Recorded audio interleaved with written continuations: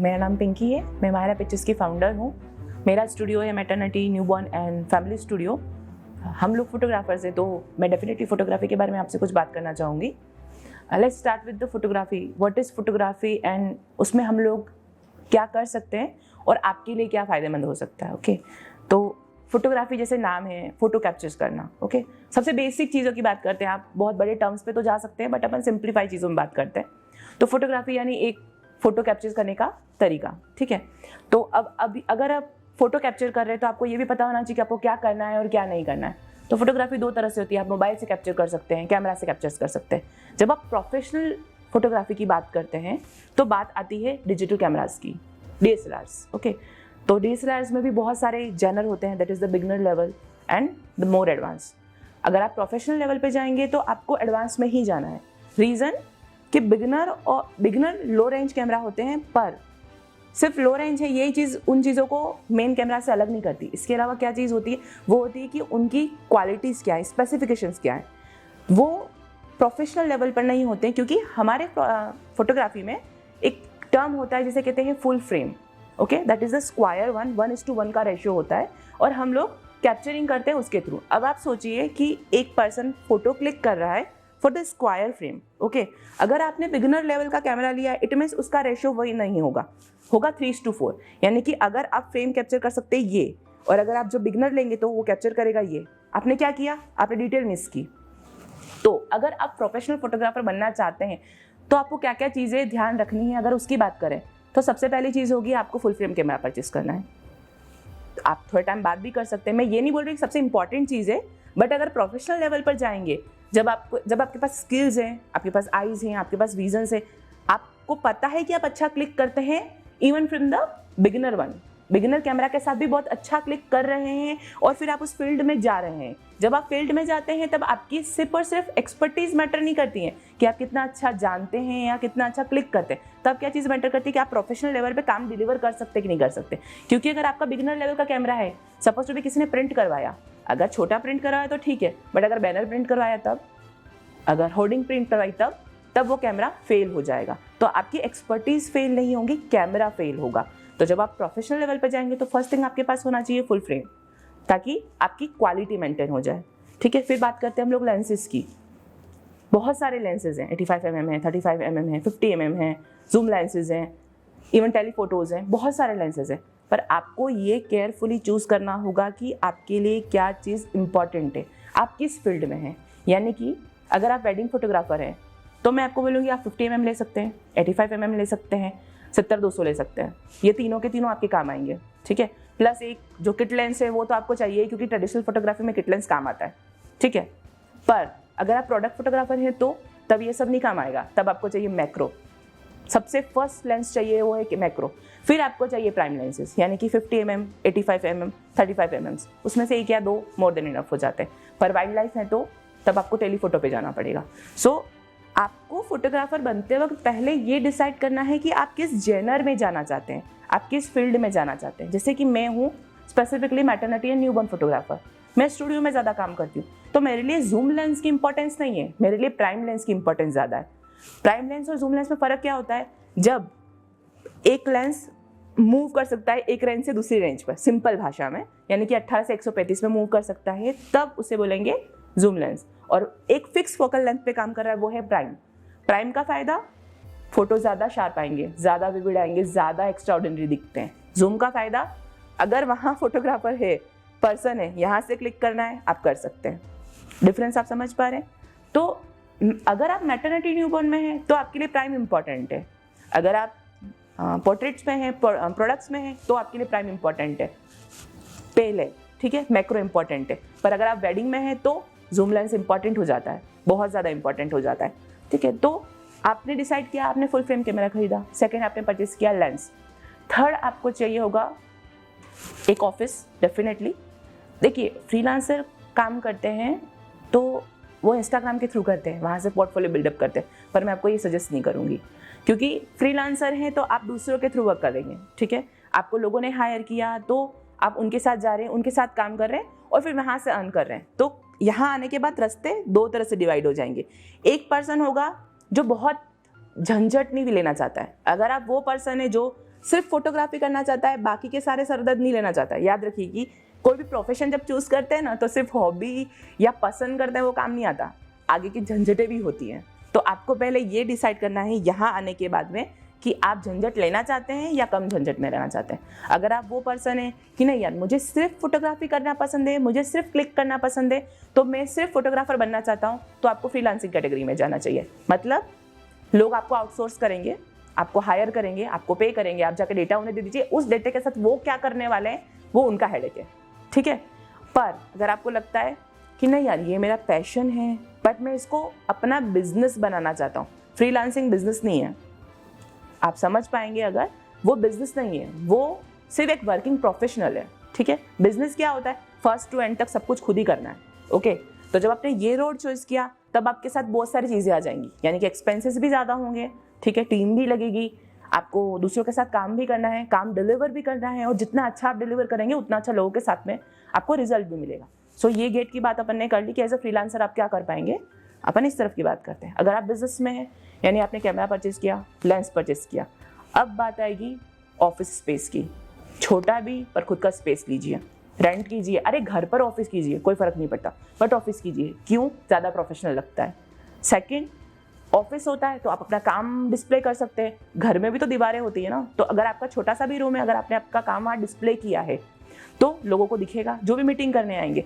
आप कैफे में मीटिंग करेंगे तो क्या होता है, कैफे किसी और का, मिलने कोई और आया है, आप कोई और है, आप किस तरह से उस पर्सन पे खुद का इन्फ्लुएंस बनाएंगे, पॉसिबल ही नहीं है।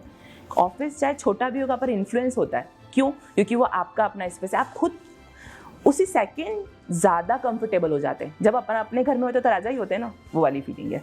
तो आपको ऑफिस स्पेस लेना चाहिए। फिर आपका काम आपको डिस्प्ले करना है, ऑफलाइन भी ऑनलाइन भी। यहाँ पर मैं ऑनलाइन को बिल्कुल कम नहीं गिनती हूँ, क्योंकि अगर आप अपना काम ऑनलाइन अच्छे से डालते हैं, अगर आप लोगों को बता सकते हैं कि आप कितने अच्छे फोटोग्राफर हैं, तो काम तो आपके पास अल्टीमेटली आएगा। वहाँ कॉन्टेक्ट इतने काम नहीं आते। आज हम जिस दुनिया में रह रहे हैं वहाँ कॉन्टेक्ट से इतना काम नहीं मिलता जितना आपकी क्रिएटिव लेवल पर मिल जाएगा। अगर आप सच में बहुत अच्छे हैं ना, अगर आपको काम अच्छे से करने आता है और लोगों तक पहुँचने आता है, ये चीज़ इंपॉर्टेंट है, लोगों तक पहुँचना, तो डेफिनेटली आपको काम मिल जाएगा। तो आपने ऑफिस सेटअप किया, आपने ऑफलाइन सेट किया डिस्प्लेज वगैरह, ठीक है। आप ऑनलाइन सेट करेंगे इंस्टाग्राम, फेसबुक। लोग बोलते हैं वेबसाइट इंपॉर्टेंट नहीं है, वेबसाइट इंपॉर्टेंट है, वो ज़्यादा प्रोफेशनल दिखाती है इंस्टाग्राम से। इंस्टाग्राम पे आज अगर आप अकाउंट खोलेंगे 50 फोटोग्राफर मिल जाएंगे आपको जिसका काम डला हुआ है, तो कोई क्यों मानेगा कि आप प्रोफेशनल है। वेबसाइट आपको अलग बनाती है, तो वेबसाइट भी होनी चाहिए, विजिटिंग कार्ड होना चाहिए, सो दैट कभी भी आप किसी के साथ जाएँ, किसी के साथ भी बैठें, अगर उन्होंने आपके काम में इंटरेस्ट दिखाया तो नंबर एक्सचेंज करने में भी टाइम वेस्ट होता है। लोग इग्नोर करते हैं इस चीज़ को कि नहीं नहीं ठीक है मैं आपको इंस्टाग्राम से ढूंढ लूंगा, या ठीक है अपन बाद में बात करते हैं। पर अगर तुरंत कार्ड होगा विजिटिंग कार्ड तो तुरंत दे सकते हो, फिर वो जब भी फ्री होगा कांटेक्ट करेगा। तो विजिटिंग कार्ड भी इंपॉर्टेंट हुआ।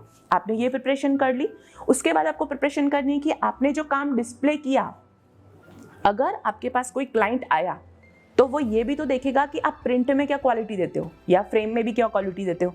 सिर्फ वो डिस्प्ले देख के थोड़ी ना खुश होगा, क्योंकि डिस्प्ले आपने कहाँ से कराया, अच्छा कराया, अब वो डिस्प्ले थोड़ी ना घर पे लगाएगा, वो तो मेमोरीज मांगेगा आपसे। तो वहाँ से आपको डिसाइड करना है कि आप प्राइसिंग क्या रखेंगे, आप क्या क्वालिटी देंगे वर्क में। अब आप जो क्वालिटी दे रहे हैं ना, डिजिटली आप बेसिक कैमरा और फुल फ्रेम में इतना डिफरेंस नहीं कर सकते अगर बंदे को एडिटिंग करने आती है तो। Trust me on that note. अगर उसको फ्रेमिंग सेट करने आती है, अगर उसको एडिटिंग करने आती है, तो आप फुल फ्रेम और उसमें इतना डिफरेंस नहीं पता कर सकते। एक नॉर्मल पर्सन तो नहीं पता कर सकता ना। तो आप कैसे बताएंगे कि आप एक्चुअली हाई क्वालिफाइड है? प्रिंटिंग से। तो आप अपने काम के सैंपल रखिए पेपर बेस पर, ठीक है। यानी कि उसका मतलब है कि आपका जितना भी बेस्ट काम है उसको एक पोर्टफोलियो बनाइए। मोबाइल का पोर्टफोलियो इंपॉर्टेंट है, पर वो सिर्फ क्लाइंट तक पहुंचने के लिए। जब क्लाइंट कंफर्मेशन मांगता है ना, तो वो हर छोटी चीज़, हर छोटी डिटेल देखता है। तो आप क्या करेंगे, आप अपना पोर्टफोलियो बनाएंगे बिल्कुल प्रोफेशनल एल्बम के साथ में, जिसमें आपके पास में कितने टाइप की आप पेपर्स प्रोवाइड करते हैं, किस पेपर में क्या डिफरेंस है, आप कितना अच्छा वर्क करते हैं, उसके बाद में किस किस तरह की सर्विसेज प्रोवाइड करते हैं, वो सब चीज़ें आपके पास होनी चाहिए। एक अच्छा ब्रोशर हो तो और भी बेटर है, क्योंकि क्या होता है कि विजुअली लोग जो चीज़ देखते हैं उसको ज़्यादा अच्छे से समझ पाते हैं। अगर आप इंटरव्यू समझ रहे हैं तो क्यों समझ पा रहे हैं? क्योंकि मैं एक्सप्रेशन यूज़ कर रही हूँ, मैं बोलना यूज़ कर रही हूँ। ये सब चीज़ें इंपॉर्टेंट हो जाती हैं। जब आपके पास एल्बम होगी या ब्रोशर्स होंगे तो क्या होगा कि आप लोगों को वो हाथ रख के बता सकते हो कि सर ये एल्बम है, इसमें हमने वेलवेट यूज़ किया है, ये वेलवेट क्वालिटी है पेपर की, ये प्लेन क्वालिटी है, ये मैट है, ये ग्लॉसी है। तो क्लाइंट क्या करेगा, उस पेपर को टच करके पता कर सकता है कि नहीं ये ज़्यादा प्रीमियम है, ये लेस प्रीमियम है, ये 180 GSM है, ये 220 GSM है। पेपर की थिकनेस की बात कर रही हूँ मैं, 180 GSM और 220 GSM का मतलब है पेपर की थिकनेस। तो जितना ज़्यादा हायर रेंज होगा उतना अच्छा पेपर होगा। तो वो सब इंसान कैसे समझेगा? एक नॉर्मल इंसान बोलने से तो समझ नहीं सकता, पर टच करके तो समझ पाएगा। तो जब आपके पास अपना एक प्रॉपर पोर्टफोलियो होगा जिसमें आप लोगों को ये बता सकेंगे कि हाँ सर ये पेपर है, ये क्वालिटी है, मैं इस टाइप का वर्क करता हूँ, प्लस पोर्टफोलियो में आपके खुद के फोटोज़ दिखेंगे, वो चीज़ हो गई। फिर वीडियो के लिए आपको एक लैपटॉप रखना चाहिए जिसपे स्क्रीन बड़ी रखना, सबसे पहली चीज़। छोटी स्क्रीन मत रखना, क्योंकि जितना बड़ा डिस्प्ले होगा, मैं मानती हूँ इन्वेस्टमेंट होगा डेफिनेटली, वहाँ तक पहुँचने के लिए भी आपको आपके रास्ते निकालने पड़ेंगे, पर अगर आप वहाँ तक पहुँचते हैं तो जितना अच्छा डिस्प्ले होगा उतना अच्छा वीडियो दिखेगा, लोग उतना ज़्यादा उस वीडियो को पसंद करेंगे। तो आप फोटोग्राफी करेंगे तो वीडियोग्राफी भी तो करनी है, तो आपको क्या हुआ, दोनों चीज़ों के लिए लोगों को आप प्रेजेंटेशन अच्छा दे पाएंगे। अगर आपने प्रेजेंटेशन अच्छा दिया तो 80% आपका काम बन जाता है, लोग इम्प्रेस हो जाते हैं। अब वो 20% क्या है, ये वो सीक्रेट है जो मैं किसी को नहीं बताऊंगी, पर अभी बता रही हूँ। कम्युनिकेशन, जिसकी वजह से हम लोग यहाँ हैं। माहिरा पिक्चर्स इसलिए नहीं है कि हम बहुत यूनिक काम करते हैं ओनली। पहला, हम लोगों से अटैच होकर चलते हैं, उनसे कम्युनिकेट करते हैं, फीलिंग्स के साथ काम करते हैं, प्लस उनकी बात सुनते हैं और समझते हैं। अगर आपका क्लाइंट आपको ये बता सकता है ना कि उसको क्या चाहिए, तो वो आपके पास रुकेगा। अगर आपसे बात करते हो उसको अपनापन फील नहीं हुआ ना, वो कभी नहीं आएगा। अपन होटल भी जाते हैं या किसी रेस्टोरेंट भी जाते हैं, किस रेस्टोरेंट पे डबल बार जाते हैं जहाँ सर्विसेज अच्छी हो, यस, पर जहाँ का स्टाफ अच्छा हो। एक बार की खाने में नमक थोड़ा कम हो ना, इंसान मैनेज कर सकता है, पर अगर वहाँ स्टाफ खाना ऐसे पटकेगा ना तो वो मैनेज नहीं होगा। ठीक है, तो ये 20% कम्युनिकेशन है। आप अगर कम्युनिकेशन के लिए कोई पर्सन हायर करने वाले हैं तो ऐसे किसी पर्सन को हायर मत कीजिएगा जिसका ईगो बहुत बड़ा हो। एक ऐसा पर्सन होना चाहिए जो बहुत बहुत अंडरस्टैंडिंग हो, ताकि अगर वो ना भी करे ना तो क्लाइंट को समझा के ना करे। मैं आपको ये नहीं बोल रही हूँ कि आपको क्लाइंट की सारी बातें माननी है, मैं आपको ये बोल रही हूँ कि आपको आपकी बात इतने अच्छे से समझानी कि क्लाइंट ये समझ सके कि ये ना भी क्यों हुआ। समझ पा रहे हैं आप पॉइंट जो मैं बोलना चाह रही हूँ? ये चीज़ इंपॉर्टेंट है। तो कम्युनिकेशन, अब कम्युनिकेशन कर रहे हैं, क्लाइंट ला रहे हैं, तो क्लाइंट ज़्यादा कैसे आएंगे? वहाँ आती है marketing. Let's run the ad on Instagram and Facebook, आज के लिए बहुत है। आप लोगों से जाके रोज़ पैम्पलेट्स लेके लोगों में नहीं बांट सकते, लोग फेंक देते हैं। पर लोग जब अपनी मर्जी से चीज़ें देखते हैं ना तो ज़्यादा ऑब्जर्व करते हैं। आप कभी भी देखेंगे, अगर आपको कोई पर्सन आके कपड़े सेल करेगा ना, यू विल फील इरिटेटेड। क्यों? क्योंकि उस टाइम तुमको वो ड्रेस नहीं लेनी है, पर वही सेम ड्रेस कभी ऐसी जगह मिल जाए जहाँ तुम मज़े करने जा रहे हो और उस जगह उसी सेम ड्रेस में तुम्हारा दिल आ गया ना, तुम तुरंत वो ड्रेस खरीद लोगे। तो आप क्लाइंट को फोर्स मत करो, क्लाइंट को अपने तक बुलाओ। हमने आज तक जितनी भी एड रन करी है उसमें कभी भी ऑफर नहीं डाला, ये बहुत बड़ा सीक्रेट है। ठीक है, डोंट पुट ऑफर। इससे आप क्लाइंट को ये बता रहे हो कि तुम्हें उनकी ज़रूरत है। ऑफर पुट करने का भी तरीका होना चाहिए कि लोगों को वो वर्दी लगे। तुम अगर 70% ऑफ बोल रहे हो, क्लाइंट मूर्ख थोड़ी ना कि वो ये सोचेगा कि नहीं मुझे 70% ऑफ का फ़ायदा मिल रहा है इसलिए मुझे आज फ़ोटो ले लेना है। वो क्या सोचेगा? उसके पास काम कम है। ह्यूमन टेंडेंसी है, वो यही सोचेगा। अगर आप चाहें तो आप 2 लोगों से कंफर्म कर सकते हैं। ऑफ होता है ना, तब अपन को सिर्फ अच्छा तब लगता है ना जब अपन शॉपिंग करने के मूड में हो कि यार पीटर इंग्लैंड पे 70% का ऑफ है तो जाना है। पर अगर नहीं जाना हो ना तो तब क्या लगेगा, इनका तो रोज ही ऑफ आता है, रहने दो ना, क्या करना है। ये चीज़ है। तो ऑफर पुट करने का तरीका भी अलग होता है। आपको रेगुलरली लोगों की नज़र में रहना है। फिर अगर आप कोई ऑफर पुट करते हो ना, जब आप एक्सक्लूसिव हो जाते हो तो लोग तुम्हारे ऑफर का वेट करेंगे। पर अगर तुम एक्सक्लूसिव बनने की जगह पहले से ही जनरलाइज रहोगे तो लोग तुम्हारे ऑफर को कभी सीरियसली नहीं लेंगे। और सबसे इंपॉर्टेंट बात जो मैं इस एंड में बताना चाहती हूँ, कभी भी अपनी वर्थ को कम मत समझना। अगर आपको पता है कि आप 1 लाख का काम डिलीवर कर रहे हो 80,000 में, तो किसी भी क्लाइंट के लिए 80,000 के 60,000 करने की ज़रूरत नहीं है। बार्गेनिंग अलग चीज़ होती है, 2,000 4,000 कम करना अलग चीज़ होती है, पर तुम्हारी वर्थ से बिल्कुल बाहर चले जाना बेवकूफ़ी है। फिर तुम कभी भी ऊपर नहीं आ पाओगे। 110% मैं आपको बोल देती हूँ, मैंने साथ में ऐसे क्लाइंट्स देख रखे हैं। ऐसे साथी फोटोग्राफर्स देख रखे हैं जिन्होंने इनिशियल लेवल पर स्टार्ट करने के लिए बहुत सारे फ्री कॉलअप किए। अब मेरे ऐसे फ्रेंड्स हैं ना, यहाँ पर नहीं है जहाँ मैंने एजुकेशन कंप्लीट की थी वहाँ से, वो मोस्ट ऑफ द काम उनके पास क्लाइंट कैसे आते हैं, कॉलअप करने के पर्पज से ही आते हैं, पैसे देने के पर्पज से नहीं आते हैं। सो आपको अपनी वर्थ पता रखनी है, आपको पता होना चाहिए कि मुझे इससे कॉलैब करना भी है या नहीं करना है। लोग आपको बहुत एडवाइस करेंगे, इवन आपको पढ़ने भी मिलेगा कि आपके करियर के इनिशियल फेज में आप बहुत ज़्यादा कॉलैब कीजिए ताकि आप पोर्टफोलियो रेडी कर सकें। डेफिनेटली आपको पोर्टफोलियो रेडी करना है, पर इस बात का ध्यान रखिएगा कि आप कॉलैब इस तरह से ना करें कि आप हर चीज़ फ्री में गिफ्ट कर रहे हैं। एक्सचेंज होना चाहिए, पैसा ही हमेशा एक्सचेंज नहीं होता, यू नो। आपका टाइम जा रहा है ना, पैसे नहीं जा रहे तो क्या हुआ, टाइम तो जाएगा, उसके एक्सचेंज में तुम्हें भी सामने से कुछ मिलना चाहिए, ये इंपॉर्टेंट है। पैसे मिले ये ज़रूरी नहीं है, पर एटलीस्ट फोटोशूट में एक्सप्रेशन तो मिलने चाहिए या फिर यूनिक काम तो मिलना चाहिए। साड़ी का शूट करना है वो तो तुम्हारी बहन का या दोस्त का ही शूट कर सकते हो साड़ी पहना के। घर में लड़कियों के पास बहुत शानदार शानदार साड़ियाँ होती हैं।